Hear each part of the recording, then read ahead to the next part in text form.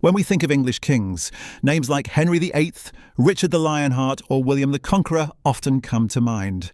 But there's one monarch whose story has been overshadowed by legend and myth, a king whose reign would inadvertently trigger one of the most catastrophic events in English history. Edward the Confessor, the last Anglo-Saxon king of England, is remembered today more for his sainthood than his crown.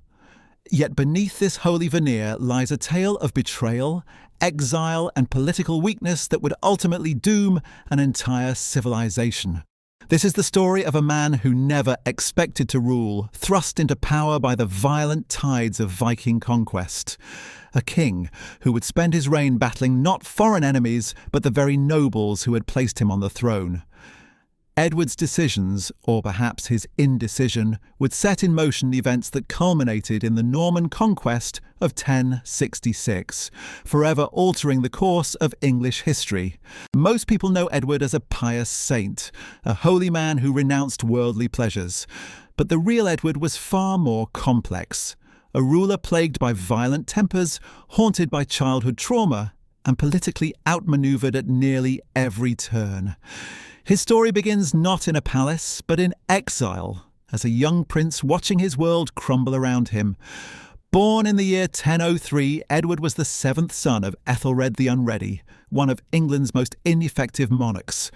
As the youngest child, Edward had about as much chance of becoming king as any nobleman's spare son, which is to say, virtually none. His father ruled during one of the most turbulent periods in English history, when Viking longships regularly appeared on English shores, bringing death and destruction in their wake. The young Edward grew up in luxury, sheltered within the walls of his father's court, but outside those walls, England was burning. Sweyn Forkbeard, the legendary king of Denmark and Norway, had set his sights on the English crown. His Viking armies swept across the countryside like a plague, pillaging towns and slaughtering anyone who dared resist. Ethelred, true to his nickname the Unready, proved utterly incapable of mounting an effective defence. When Edward was just 10 years old, his entire world collapsed. Sweyn's forces overran the kingdom, and the Viking king claimed the English throne for himself.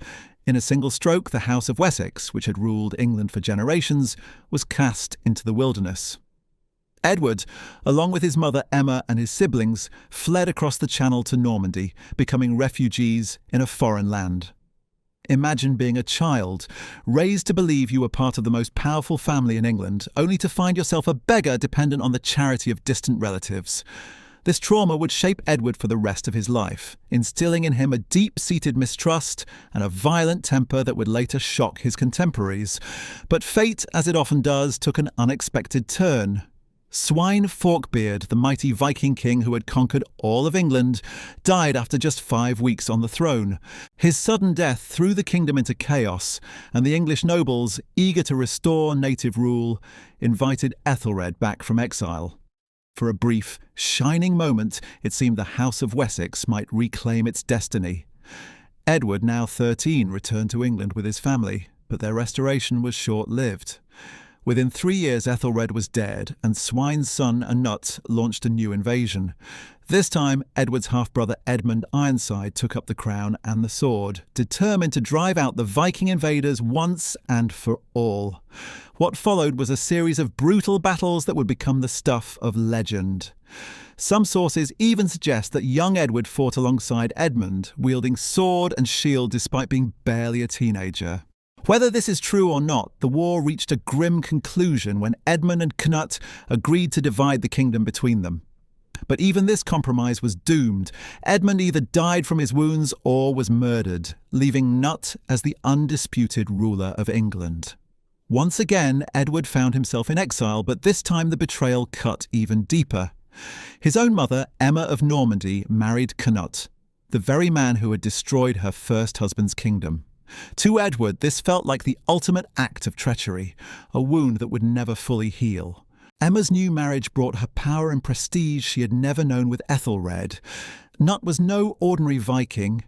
He was perhaps the greatest warrior king of his age, ruling not just England, but Denmark and Norway as well. His North Sea empire stretched across vast territories, and Emma, as his queen, shared in this glory. She bore Cnut 2 children, and it became clear that her focus had shifted entirely to her new family. Edward, meanwhile, languished in the Norman court, forgotten and abandoned. His mother showed little interest in the sons she had left behind, pouring all her attention into her children with Cnut. For a young man already scarred by trauma and loss, this maternal rejection must have been devastating. Years passed, and Edward grew into a tall, imposing man with striking white hair and piercing eyes. Contemporary accounts describe him as physically powerful, but prone to sudden, explosive rages that could terrify even his closest advisors. The sweet, pious saint of later legend bore little resemblance to this bitter, angry prince nursing decades-old grudges. When Cnut died in 1035, Edward saw his chance. Along with his brother Alfred, he began planning an invasion of England with Norman mercenaries. They would reclaim their birthright and restore the House of Wessex to its rightful place. But England had changed during their long exile, and the political landscape was far more treacherous than they realised. The succession crisis following Cnut's death had split the kingdom. Harold Harefoot, Cnut's eldest son from his first marriage, claimed the throne, while Emma supported her son, Harthacnut's claim. Into this volatile situation came Edward and Alfred with their small army of foreign soldiers, determined to seize what they believed was theirs by right. What happened next would haunt Edward for the rest of his days, setting the stage for the political struggles that would define his eventual reign. Edward's invasion attempt would prove to be a catastrophic miscalculation that revealed just how much the brothers had underestimated the dangerous game of English politics. While Edward launched a successful raid on Southampton, seizing treasure and supplies before retreating to Normandy, his brother Alfred chose a far bolder and ultimately fatal course of action. Alfred pushed deep into English territory with his Norman mercenaries, reaching the ancient city of Winchester. But he had walked directly into a trap. The political winds had shifted dramatically since their exile, and the most powerful man in southern England was now Godwin, Earl of Wessex, a cunning politician who had risen from humble origins to become the true power behind the throne. Godwin initially presented himself as Alfred's protector, swearing oaths of loyalty and promising safe passage. But loyalty in those turbulent times was as fleeting as morning mist. When Harold Harefoot's forces closed in, Godwin made a calculated decision that would echo through the decades to come. He betrayed Alfred, delivering the young prince directly into his enemy's hands. What followed was a scene of medieval brutality that defied all notions of royal dignity. Harold ordered Alfred's Norman companions slaughtered without mercy, their bodies left to rot as a warning to other would-be invaders. As for Alfred himself, Harold decreed a punishment so cruel it shocked even hardened warriors. The young prince was to be blinded with red-hot irons, a torture so severe that it led to his agonizing death within days. The news of Alfred's murder reached Edward like a dagger to the heart. His brother, his companion in exile, had been butchered by the very people they had hoped to liberate. But perhaps even more devastating was the role played by Earl Godwin in this treachery.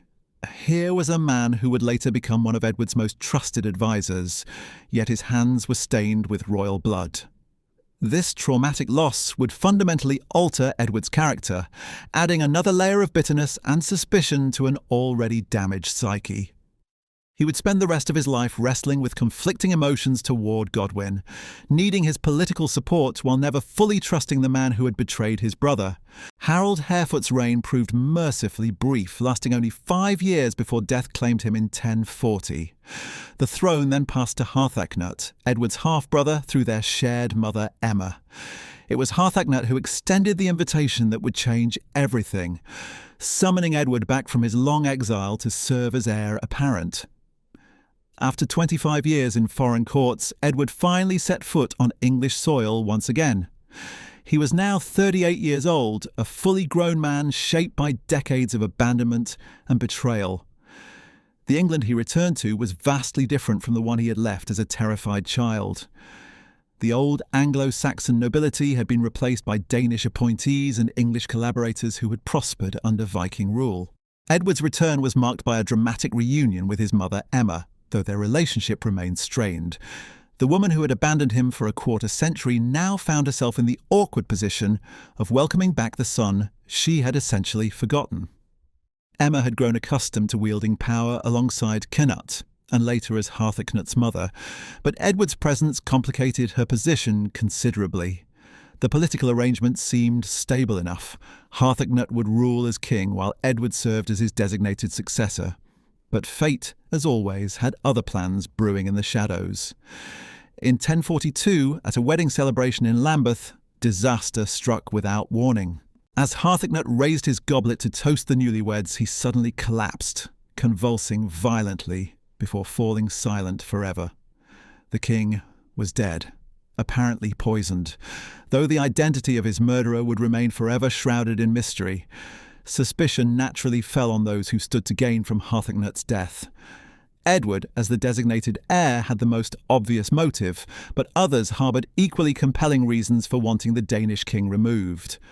Earl Godwin, ever the master manipulator, also emerged as a potential suspect, though no concrete evidence ever surfaced against either man. With Harthacnut's sudden demise, the Witan, England's assembly of powerful nobles, faced a momentous decision. The Danish royal line had effectively ended, leaving the throne vacant and the kingdom's future uncertain. Multiple claimants could potentially press their cases, including various Danish nobles and distant relatives of the royal house. Into this power vacuum stepped Earl Godwin with characteristic political brilliance. Rather than pursuing his own ambitions, he threw his considerable influence behind Edward's claim, arguing persuasively for the restoration of native English rule after decades of foreign domination. Godwin understood that backing Edward would secure his own position, while appealing to widespread anti-Danish sentiment among the English nobility. The Earl's support proved decisive. One by one, the other powerful earls fell in line behind Edward's candidacy, swayed by Godwin's arguments and perhaps intimidated by his growing influence. When the Witan finally rendered its verdict, Edward found himself proclaimed King of England, a title he had never expected to hold when he first fled into exile 32 years earlier. But Edward's coronation marked the beginning, not the end of his struggles for power. The kingdom he inherited was politically fractured, economically drained by years of warfare, and dominated by a handful of powerful earls who had grown accustomed to ruling in their own right. Chief among these was Godwin himself, whose wealth and influence now dwarfed that of the crown. The new king faced an immediate test of his authority when Magnus the Good, King of Norway and Denmark, sent envoys demanding that Edward surrender the English throne. Magnus claimed that his predecessor Harthacnut had promised him the kingdom, making Edward nothing more than a usurper who should step aside gracefully. Edward's response revealed both his growing confidence and his deep-seated pride in his royal lineage. Rather than cowering before the Viking king's threats, he fired back a defiant message declaring his legitimate right to rule as the son of Ethelred and heir to the ancient House of Wessex. He vowed that Magnus would only claim England over his dead body, demonstrating a steely resolve that few had expected from the former exile. Preparing for the threatened invasion, Edward took personal command of the English fleet at Sandwich, ready to defend his newly won throne against yet another Viking assault. But Magnus, perhaps recognizing the strength of English resistance or distracted by other conflicts, never launched his attack. His sudden death in 1047 at just 23 years of age removed the immediate threat, allowing Edward to consolidate his still precarious hold on power. With the external danger neutralized, Edward turned his attention to internal matters, and his first target shocked the entire kingdom. Edward the Confessor's reign stands as one of history's great paradoxes, a king remembered as a saint who presided over the destruction of his own kingdom. From his traumatic childhood exile to his politically weak rule, Edward's story reveals how personal wounds and poor judgment can reshape the destiny of nations. The man who returned from 25 years in Normandy was never truly equipped to rule the complex, fractured kingdom he inherited. His violent tempers, his inability to produce an heir, and his fatal indecision regarding succession created the perfect storm that would end Anglo-Saxon England forever. The Norman Conquest of 1066 wasn't just a military defeat, it was the culmination of Edward's failures as both king and statesman. Perhaps most tragically, Edward's canonization as a saint obscured the real lessons of his reign. History transformed a politically inept monarch into a holy figure, allowing us to forget that good intentions without strong leadership can be more dangerous than outright tyranny. The House of Wessex, which had ruled England for centuries, died not with a warrior's death in battle, but through the slow strangulation of weak governance and missed opportunities. Edward the Confessor may have gained a crown and later sainthood, but in the end he lost an entire civilization. That, perhaps, is his truest legacy.